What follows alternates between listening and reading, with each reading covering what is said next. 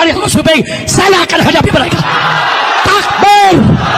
Takbir! Cibinong, Rabu 12 Maret 2025. Alhamdulillah, kami dari tim Markas Syariah ketemu diterima oleh Bapak Wakil Bupati Pak Ade. Kita sampaikan terkait dengan permasalahan kami dengan pihak EGER. Karena ada beberapa hal yang menyangkut permasalahan lahan yang belum diselesaikan dengan pihak EGER.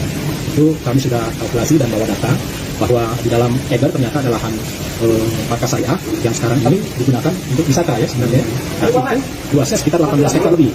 Nah, padahal lahan itu lahan umat dibeli dari uang umat. Gitu. Nah, karena itu uang umat menjadi tanggung jawab dan awalnya diproyeksikan untuk membangun pondok pesantren putri Markas Syariah, tapi karena saat ini dikuasai oleh pihak EGER, maka tidak Pesantren Markas Syariah FPI milik Habib Rizik Syihab mengaku sudah siap melepaskan lahan yang diminta PT Perkebunan Nusantara atau PTPN 8 Gunung Mas di Megamendung, Bogor, Jawa Barat.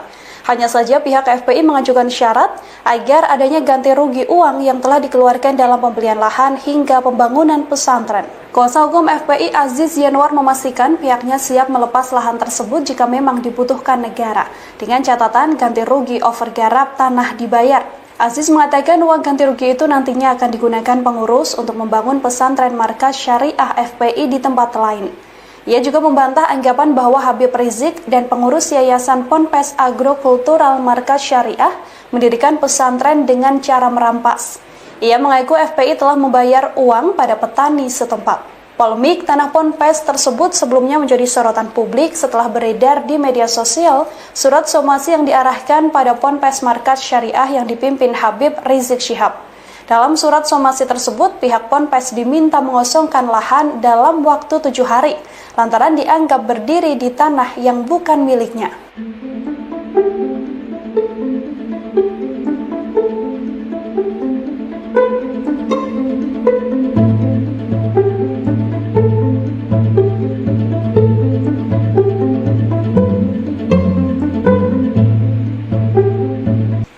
Assalamualaikum warahmatullahi wabarakatuh.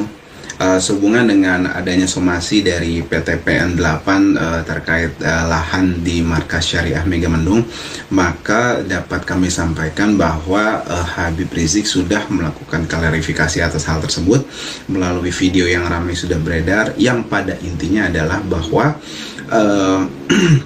pihak Habib Rizik dan Markas Syariah membeli atau overgarap ya, membeli dari penggarap atau overgarap, kemudian itu dibeli dari uang masyarakat, uang umat, uang saudara-saudara beliau, uang jamaah beliau juga, uang beliau juga gitu kan, dan diperuntukkan asetnya itu untuk umat, sehingga ada satu fakta lagi bahwa diduga mereka PTPN itu sudah tidak memanfaatkan HGU-nya itu selama lebih dari 30 tahun menurut beliau, sehingga para penggarap itu menggarap sesuai dengan ketentuan perundang-undangan, dan Habib Rizik membeli dari para penggarap tersebut. Artinya jika memang negara ingin mengambil tanah tersebut, maka dipersilakan, tinggal mengganti saja yang sudah dikeluarkan oleh umat tadi. Di dalam undang-undang agraria disebutkan, saudara, bahwa kalau satu lahan kosong atau terlantar digarap oleh masyarakat lebih dari 20 tahun, maka masyarakat berhak untuk buat sertifikat. Ini bukan 20 tahun lagi, sudah lebih dari 30 tahun. Berarti masyarakat berhak tidak, bukan ngambil tanah negara, saudara.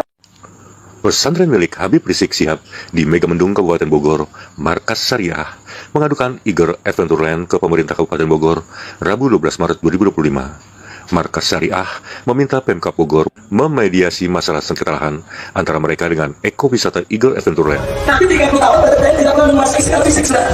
Kata itu. Dan sekarang 30 tahun, kalau ini ditanggalkan PTPN tidak mau berkebun lagi di sini, saudara. Berarti itu seharusnya. Santri Habib Rizik Syihab di pesantren agrokultural Markas Syariah Megamendung disuruh pergi mengosongkan pesantren FPI tersebut, sebab tanah yang diduduki pesantren FPI itu punya PT Perkebunan Nusantara, PTPN 8 Gunung Mas. PT Perkebunan Nusantara, PTPN 8 Gunung Mas sudah somasi pihak pesantren. Pesantren Agrokultural Markas Syariah Megamendung berdiri di tanah seluas kurang lebih. Anda nggak boleh bangun ini, nggak ada dasar hukumnya. Untuk itu ke depan, aparat harus bertindak tegas pada siapapun. Setiap orang berbuat tanpa dasar hukum. Kenapa? Nanti akan diikuti. Nah kalau dibiarkan, makin lama makin besar. Tingginya gede. Saya ngerti bangsa ini dibangun dalam landasan konstitusi Undang-Undang Dasar 1945. Tetapi saya melihat dalam perjalanannya bangsa ini mengalami penyimpangan ideologi, bahkan ideologinya pudar. Makin kesini orang makin tidak punya keberanian untuk menegakkan Pancasila secara benar. Kenapa? Bukankah Pancasila diucapkan? Tidak, menurut saya. Pancasila diucapkan, tetapi banyak sekali di antara kita yang melakukan pembiaran, terutama di Jawa Barat, pada orang. Untuk apa? Untuk setiap hari berkata, bertindak atas nama ideologinya sendiri. Dengan apa? Dengan mengecilkan, dengan menghardik, dengan mencaci maki ideologinya orang lain dan dibiarkan oleh negara. Tengok, unyil, gua kepret masuk kuburan. Kami Allah, saya akan hadapi mereka. Sejengkal pun tidak akan mundur. Kali ini saya akan hadapi mereka. Takbir! Ketua di Cibinong, Rabu 12 Maret 2025. Alhamdulillah, tadi kami dari tim Markas Syariah ketemu diterima oleh Bapak Wakil Bupati Pak Ade. Kita sampaikan terkait dengan permasalahan kami dengan pihak EGER. Karena ada beberapa hal yang menyangkut permasalahan lahan yang belum diselesaikan dengan pihak EGER. Itu kami sudah kalkulasi dan bawa data bahwa di dalam EGER ternyata ada lahan Markas Syariah yang sekarang ini digunakan untuk wisata ya sebenarnya. Nah, itu luasnya sekitar 18 hektar lebih. Nah, padahal lahan itu lahan umat dibeli dari uang umat. Gitu. Nah, karena itu uang umat menjadi tanggung jawab dan awalnya diproyeksikan untuk membangun pondok pesantren putri Markas Syariah, tapi karena saat ini dikuasai oleh pihak EGER, maka tidak terlaksana. Ya, pondok pesantren putrinya belum terlaksana sampai saat ini. Sehingga kami minta bantuan dari pihak kantor bupati untuk memediasikan, untuk mengatur pertemuan dengan pihak EGER terkait dengan permasalahan Markas Syariah ini. Dan terkait dengan itu sebenarnya ada perizinan, baik itu perizinan MB, perizinan site plan, itu disyaratkan ada klausula terkait dengan ekowisata yang dilakukan EGER harusnya diselesaikan dulu hal-hal yang terkait dengan lahan yang dikuasai oleh pihak EGER. Jadi di klausula itu di perizinan yang dikeluarkan oleh Pemda dinyatakan bahwa terkait dengan lahan-lahan yang masih bermasalah harus diselesaikan oleh pihak EGER, dan pernyataan itu dilakukan pihak PTPN dengan EGER pada tanggal 11 Maret 2020. Nah, itulah menjadi alat bukti kami bahwa kami minta bantuan pihak Pemda tidak salah untuk memediasikan permasalahan ini, dan saya yakin nanti akan dipertemukan antara kami dan masyarakat dengan pihak EGER. Itu kan tadi katanya ada lahan Markas Syariah juga, itu sejak kapan kalau lahan itu kita beli sejak tahun 2013 ada datanya, dan kita beli oleh penggarap. Lahan-lahan yang lain itu cuma memang ada lahan yang kami ruslah punya masyarakat juga yang ada dekat lahan sapi di saat ini di Pondok Pesantren Markas Syariah. Contoh lahannya Ibu Metia Metriva itu dia punya lahan sapi yang kemudian ditukar ruslah yang sekarang diambil oleh pihak EGER. berapa luasnya? Luasnya semuanya seluruhannya 18 hektar. Yang sudah sesuai sama RTU yang ada ini? Sudah ada, kita ada bukti, ada terkait dengan lahan-lahan itu kita ada jual belinya. Data-data penjualan dan pembelian, dan ini semua ditandatangani oleh pihak aparat desa diketahui. Ini HGU atau apa? Ini garapan ya, yang kemarin yang mereka kemudian menguasai karena terlantarkan oleh pihak PTPN. Itu berapa tahun? Berapa tahun? Biasanya kan tanah garapan. Ya, makanya itu mereka kuasai lebih dari 20 tahun lebih ya. Kalau dalam kasus di undang-undang harusnya 25 tahun ya. Nah, itulah yang kemudian kita beli pada tahun 2013. Jadi mereka menguasainya dari tahun 2000 gitu. Tahun 2000, tahun 2002. Berarti ini tahun 2005? Udah berapa tahun? Udah 25 tahun lebih. 25 tahun. Berarti ini belinya beli hak garap ya? Ya, di hak garap. Kita tanah-tanah yang ditelantarkan oleh PTPN kemudian digarap oleh tangkal, kemudian terbeli. Artinya akhirnya dipilih selain daripada melanggar tata kelola lingkungan juga tidak atau belum menyelesaikan hak yang dirampas gitu. Ya, kalau begitu kan konsekuensinya seperti itu kita lihat. Artinya harusnya persoalan kami ini diselesaikan ya. Baik, sebenarnya kita sudah berapa kali ketemu dengan pengacara EGER untuk membicarakan ini sampai pada tanggal 14 Maret 2023 akhirnya deadlock. Kita bikin kesepakatan deadlock, ada pernyataannya juga deadlock, sehingga kami datang ke kantor bupati. Sementara itu, Sekretaris Daerah Kabupaten Bogor Ajat Jatnika Rohmat mengungkapkan kunjungan Markas Syariah bertujuan untuk menyampaikan persoalan lahan yang beririsan dengan PTPN 1 Regional 2 dan kini dipakai EGER. Dengan Markas Syariah tadi Pak Sekda itu. Jadi saya hanya tadi ditugaskan Pak Bupati mewakili untuk memastikan bahwa rapat tadi di ruangan beliau, dan kebetulan yang memimpin rapatnya urusan teknis dan yang lain-lain yang mencatat itu Pak Sekda. Jadi yang lebih pasti itu Pak Sekda nyampaikan. Oke. Pak Sekda. Kalau di lapangan kayaknya Pak Camat. Tadi dari Markas Syariah mohon audiensi aja. Hal-hal biasa yang kita sedang menerima audiensi lagi. Beberapa hal yang disampaikan terkait dengan kronologis Markas Syariah ya, yang memang sudah mulai dari sejak 2013. Dari Markas Syariah menyampaikan beberapa konsep tentang bagaimana Markas Syariah itu bukan sekedar aset pendidikan, tapi memang berarti dalam agrikultural. Jadi kenapa lahannya menjadi luas? Karena memang basicnya untuk mempertahankan kondisi dan potensi wilayah kita. Dari situ kemudian ada harapan, ada legitimasi dari sisi aspek lahan. Dan dalam konteks itu, tentu ada lahan didirikannya dengan PTPN 8, PTPN 1 dan 2 atau sekarang itu. Itu mohon disampaikan, komunikasikan melalui daerah ke PTPN itu sendiri. Itu yang pertama sebenarnya disampaikan oleh teman-teman dari sana. Kemudian yang kedua dari sisi konsep pengembangan, ini sinergi ya. Karena kan di sana ada PTPN 8, ada juga gitu. Amanah dari beberapa prinsip juga mengembangkan kawasan yang bermanfaat bagi masyarakat kita. Dan proses yang kemudian menjadi eksklusif tapi menjadi inklusif. Jadi beberapa rencana ke depan yang disampaikan termasuk rumah sehat dan lain-lain, dan bahkan sudah ada kerjasama ya dengan Agel saya kira untuk melakukan titik-titik. Ini itu aja. Tindak lanjut dari Pemkabnya Pak? Tindak lanjut Pemkabnya itu nanti kita memang kebetulan kita sedang membuat rencana jalur alternatif puncak.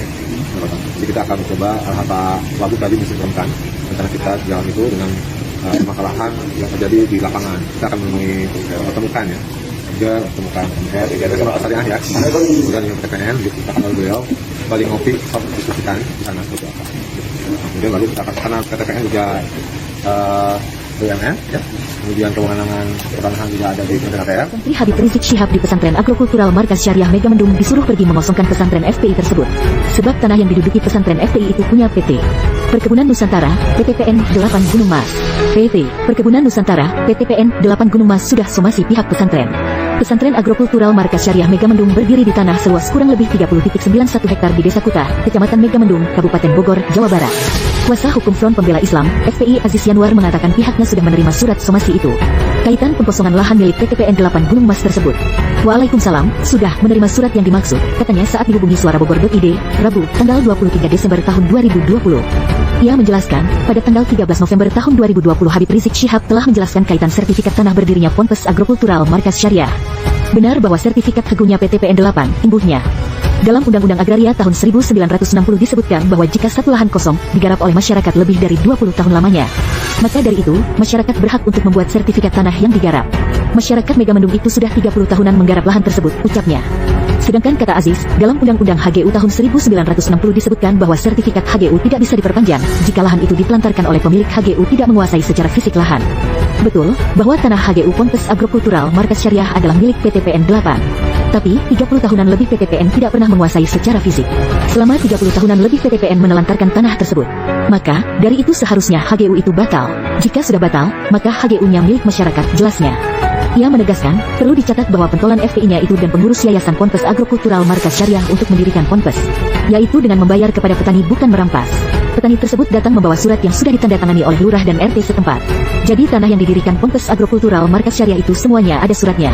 Itulah yang membeli tanah overgarap, tegasnya. Dokumen tersebut lengkap dan sudah diserahkan ke instansi negara, mulai dari bupati sampai gubernur. Dan benar tanah tersebut HGU-nya PTPN 8 yang digarap oleh masyarakat. Jadi kami tegaskan sekali lagi bahwa kami tidak merampas dari PTPN 8 tetapi kami membeli dari para petani, sambung Aziz. Namun, pihak Ponpes Agrokultural Markas Syariah siap melepas tanah tersebut jika dibutuhkan negara. Tapi, silakan ganti rugi uang keluarga dan umat yang sudah dikeluarkan untuk beli overgarap tanah dan biaya pembangunan yang telah dikeluarkan. Agar biaya ganti rugi tersebut bisa digunakan untuk kembali membangun Ponpes Agrokultural Markas Syariah di tempat lain, tukasnya. Surat yang beredar itu menunjukkan, perintah pengosongan lahan pesantren tersebut dilayangkan melalui surat somasi pertama dan terakhir berkop PTPN 8 dengan nomor SB 11/6131/12/2020, tertanggal tanggal 18 Desember tahun 2020. Di samping permasalahan dari Habib Rizik yang harus mengosongkan pesantrennya terkait kepemilikan lahan, ada hal yang patut kita perhatikan nih teman-teman ya di Kota Bogor, yang mana di Kota Bogor ini ada yang namanya Kampung Arab, dan ini adalah salah satu tantangan bagi Kang Deddy Mulyadi untuk bisa mengatasi tempat tersebut karena ada beberapa hal kelam di dalamnya, seperti yang akan kita saksikan bersama. Di Cianjur, warga setempat sudah tak asing lagi dengan keberadaan warga Timur Tengah. Bahkan di Cianjur, tepatnya di Kecamatan Cipanas atau Puncak, terdapat sebuah daerah yang disebut Kampung Arab, di mana daerah tersebut menjadi pusat turis Timur Tengah di kawasan Puncak untuk berlibur. Di Kampung Arab juga terdapat banyak pertokoan dengan pamflet bertuliskan huruf Arab. Restoran masakan Arab juga sangat mudah ditemukan di kawasan tersebut. Nah, untuk lebih mengenal Kampung Arab di Cianjur, berikut ini adalah 6 fakta Kampung Arab di Cianjur.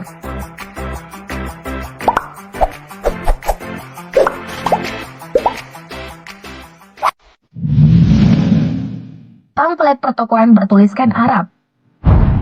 Berlokasikan di Kecamatan Cipanas atau Puncak, di Kampung Arab terdapat banyak pertokoan dengan pamflet bertuliskan Arab. Kawasan tersebut ada juga yang menyebutnya sebagai Warung Kaleng. Warung Kaleng merupakan sebagian kawasan di Jalan Raya Puncak sepanjang kurang lebih 50 meter. Terdapat kedai toko hingga penginapan, bahkan restoran-restoran masakan Arab juga sangat mudah ditemukan di daerah Kampung Arab. Di Kampung Arab juga menawarkan beberapa penginapan berupa hotel dari yang termurah hingga paling mahal. Selain itu juga terdapat kafe, travel agent, hingga money chamber. Di Kampung Arab, tepatnya di sepanjang jalan Hanjawar Pacet Loji sampai Cinengah, terdapat sederet pertokoan dengan pamflet bertuliskan Arab. Mulai toko Mat'am yang menyediakan makanan khas Timur Tengah, tempat pijat, hingga agen perjalanan. Dengan begitu, kawasan tersebut disebut sebagai Lidl Arab atau Kampung Arab. Di kawasan tersebut juga terdapat 2 desa yang menjadi primadona wisatawan, terutama turis dari Arab Saudi dan negara Timur Tengah lainnya, yaitu Tugu Utara dan Tugu Selatan. Tak heran jika di jalanan 2 desa tersebut bertebar tulisan dalam huruf Arab di sana-sini. Gimana? Kalian udah pada kesana belum? Kalau udah, komen di bawah ya.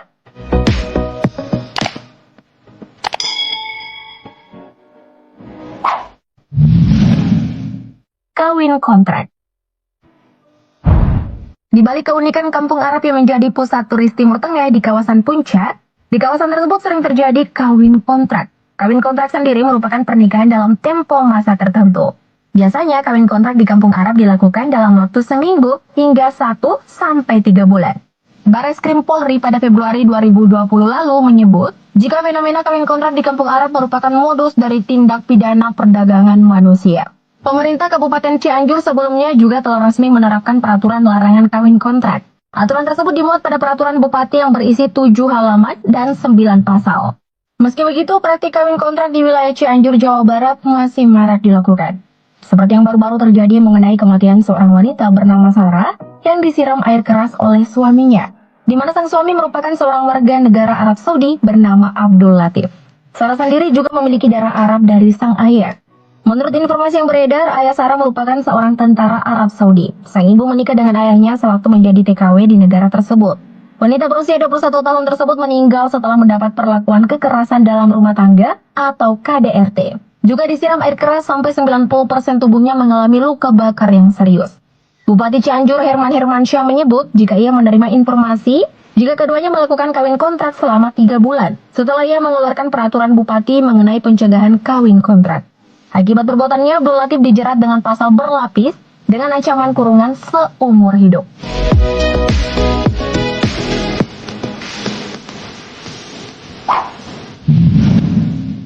Tarif kawin kontrak. Salah satu calo kawin kontrak di Kampung Arab bernama Udin mengungkapkan harga paket pernikahan kawin kontrak sebesar 15 juta rupiah. Harga tersebut hanya untuk mahar pernikahan saja dan belum termasuk biaya kehidupan sehari-hari yang perlu ditanggung. Jika dijumlahkan, maka total biaya kawin kontrak bisa mencapai puluhan juta rupiah dalam durasi 1-2 minggu saja. Tarif sebesar 15 juta rupiah per pekan tersebut dibagi 2 dengan calo dan pengantin perempuan. Setelah itu, sang calo akan membagikan lagi kepada pihak-pihak yang berkepentingan melancarkan kegiatan seperti penghulu sampai wali nikah sewaan.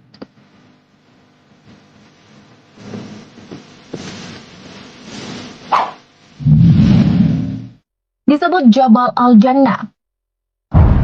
Nama asli Kampung Arab sendiri adalah Kampung Sampai, satu dari 3 kampung di desa Tugu Selatan, 1 kilometer di atas Taman Safari, Cisarua, Bogor. Kampung tersebut dinamai Kampung Sampai karena konon turis-turis dari padang pasir tersebut menginginkan suasana yang berbeda dengan negeri mereka yang panas dan berpantai. Mereka menginginkan berlibur di kawasan pegunungan yang sejuk dan hijau. Kemudian dibawalah mereka ke kawasan puncak dari Cisarua hingga Cipanas. Pamor kawasan Cipanas Cianjur di kalangan turis Arab memang sangat terkenal. Bahkan turis Arab menyebut kawasan Cipanas sebagai Jabal Al-Jannah atau Gunung Surga. Dengan begitu terkenalnya kawasan tersebut, tak heran jika jumlah turis Arab sangat melimpah ruah di daerah tersebut, sehingga disebut sebagai Kampung Arab.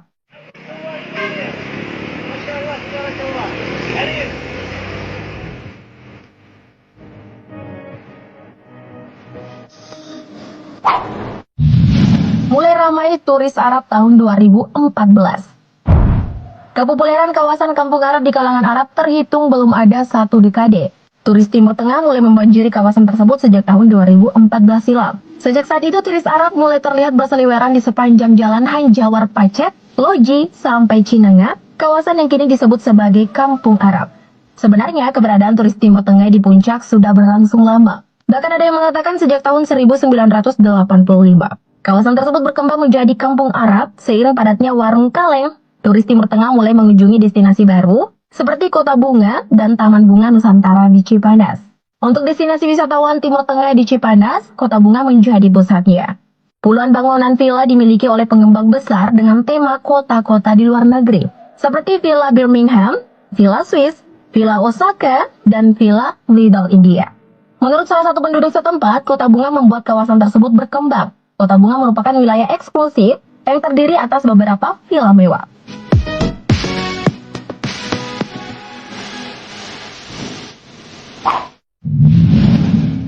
Warga lokal bisa berbahasa Arab.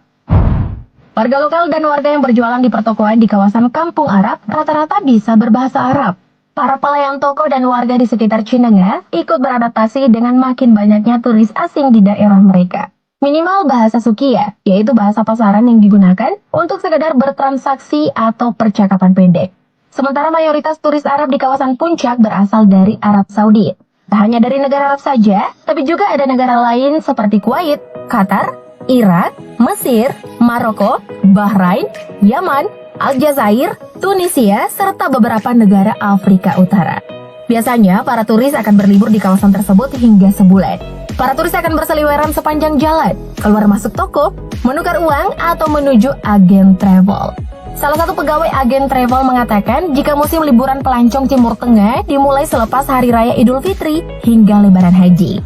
Biasanya seminggu setelah Lebaran, para turis mulai berdatangan ke kawasan puncak, khususnya ke warung kaleng.